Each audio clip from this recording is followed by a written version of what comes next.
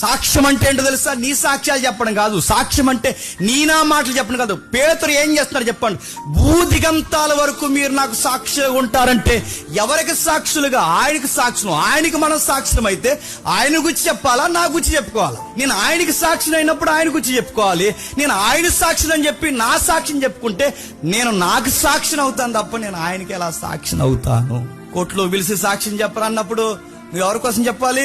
వాడు ఎవడైతే ఉన్నాడో అక్యూజ్డ్, వాడికి ఎగనెస్ట్ గా నువ్వు సాక్ష్యం చెప్పాలనుకుంటే అక్యూజ్డ్ వ్యతిరేకంగా నువ్వు సాక్ష్యం చెప్పాలి. అయ్యా వచ్చాడయ్యా, ఆ కిటికీ ఆడి తీస్తున్నప్పుడు నేను చూశాను, బండి వేసుకుని వచ్చాడు. ఆ ఎవరితో పాటు ఇంకో నల్ల ఎవడ ఉన్నాడు, ఆడు కూడా వచ్చాడు. 2:30 అవుద్దండి నైట్. ఇది కదా సాక్ష్యం. నేను కోర్టులో ప్రవేశపెట్టిన తర్వాత కోర్టులో నిలబడి నువ్వు సాక్ష్యం చెప్పాలి. అలా సాక్ష్యం చెప్పకుండా నేనండి ఉదయానికి 2 సార్లు టిఫిన్ చేస్తానండి, మధ్యాహ్నం కూడా అటు ఇటుగా 12:30 కల్లా భోజనం చేస్తానండి, సాయంత్రానికి మళ్ళీ నేను అటు ఇటు తిరిగి స్నాక్స్ అవి మళ్ళీ సాయంత్రం భోజనం చేస్తానండి.